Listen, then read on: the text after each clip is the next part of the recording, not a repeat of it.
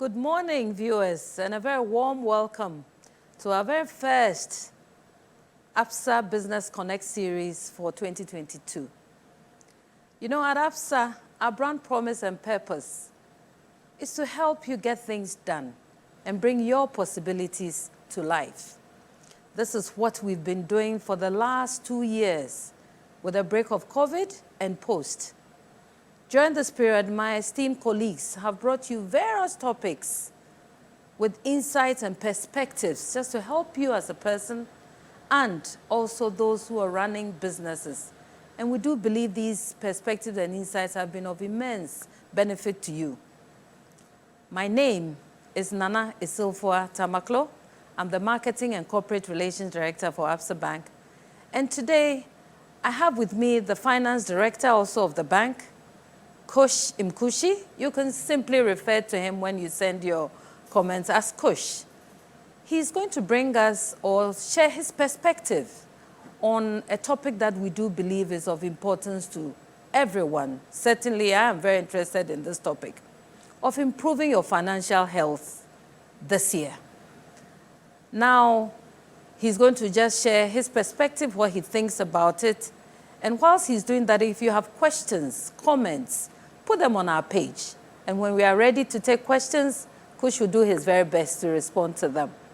So Kush, improving your financial health. And I do know when people hear the word health, what comes to mind usually? My mental health, my physical health, all the other health. But the health areas that you can think about. This is a very interesting topic because it's just the start of the year. And we all want to make sure that our pockets are quite sound. So what is it about financial health that you want to share with our audience? Thank you, Sulfa. And good morning to our audience. I'm very privileged to be here. So happy to share my perspective with you all. Financial health can be measured in many different ways. Right? In the finance world, there are lots of different metrics. But for this conversation, I think the easiest and most, the clearest way I can imagine is simply to think about your revenues. So if you're a business, your sales that you're making, or if you're an individual, maybe your salary, and your costs. What you spend, cost of living, costs to run your business, etc. And at the end of the month, say, if you have earned more than you spent, then you're in a sort of a financially healthy position. It means you've got a little bit left over. If you have spent more than you've earned, then you've effectively overspent and you're not as financially healthy. And that's the steer that I want to try and give you and our viewers today around how we can move to a much more financially healthy position. Okay. To do this, right, I think there's 4 key areas where we sort of need to break it down and discuss a little bit more. So the first one is build a plan and stick to it. Okay. Right. It sounds simple, sounds easy. We'll go into that in a little bit more detail in a minute. The second one is build a passive income stream. Right. The third, beware of false economies. That's one of my favorites. And the fourth one is never spend to save. Instead, save to spend. So these are the 4 areas that I think, in the conversation today, we'll get a little bit more meat on the bone, as it were, and enjoy the conversation. Oh, I see. I picked these 4 areas again. Build a plan and stick to it. Yeah. Build a passive income stream. And I also like this because I'm a little bit curious as to how you expand this. Beware of false economies. Yeah. And then never spend to save. Instead, you save to spend. Okay, very interesting, and I know you're going to expand on it. But I saw a quote as part of our build-up to this session. And I think in it you said something that even small leaks can sink a great ship. Yeah. So hopefully you're going to expand this and then link it to your 4 areas. Yeah. So That quote is a great quote. One of my favorite financial quotes. Beware small, beware small leaks. Even small leaks can sink a great ship.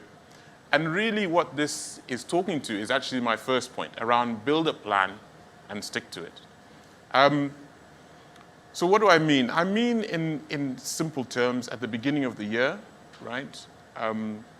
Think about your income stream. Think about the sales you're going to make, how well your shop is doing or your small business, what your salary is. Think about that coming in as income. Think about your costs.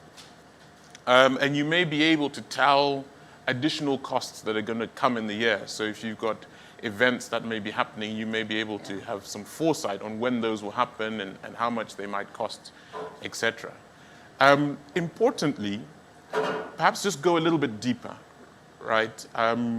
Look at your costs and put them into three key buckets. The first one is essential, things that you need. These are food, water, Yes. shelter.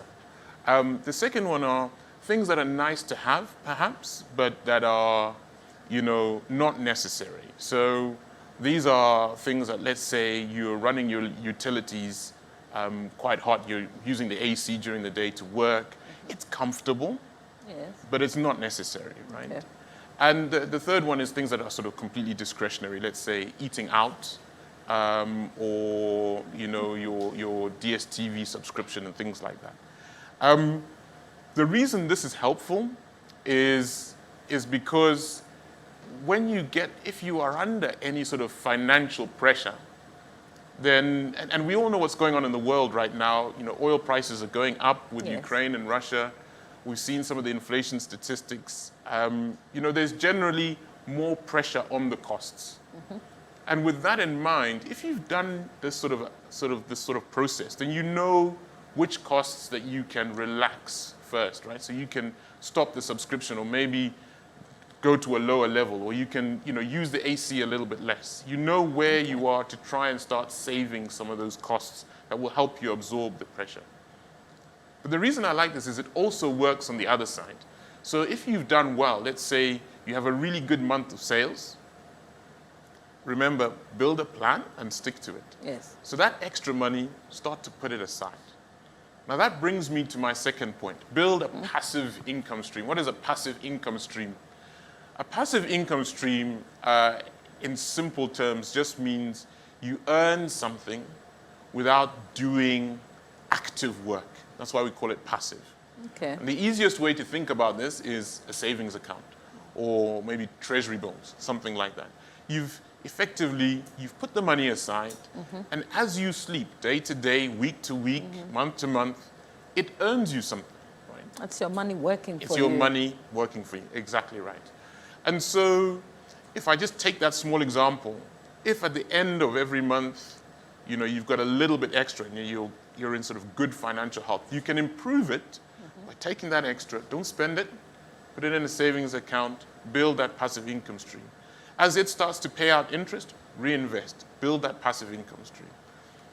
Some of the biggest investors in the world, typical names, Warren Buffett, Yes. they will talk to you about the power of compound interest. They'll talk to you about the number of income streams they have, and that passive income is really important. It means that even if there are unexpected events, that you can still have some income coming in, and that's important for your financial health. Let's go on to the one you highlighted. Beware false economies. Yes, I love that. Yeah, this one is interesting, actually. And I must admit, I'm guilty of this one in my previous, when I was much younger.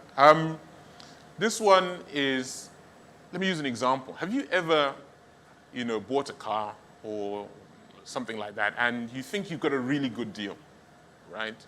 And you tell your friends, I got this car, look at it, it's amazing, it's cheaper than the rest. And then 2 or 3 months later, you find you need to take it to the mechanic again and again and again. You find that the cost of maintaining it is quite high. You find that the fuel consumption is quite high. You find that it just keeps on giving you issues and breaking down. This point is about considering the total cost of ownership. right? So it's not just, if you can pause right there. So it's not just about the initial cost that you Exactly see. right. If you found two BMWs and one was $20,000, one was maybe 17,000, I guess the natural inclination is to go for the lower one. But you have to look at the total cost of it in terms of maybe the fuel consumption and all the other service charges that will come on top of that. Yes, that's Okay. exactly right. And the way you do that, ask questions. What's the mileage, the usage, where is it from, etc.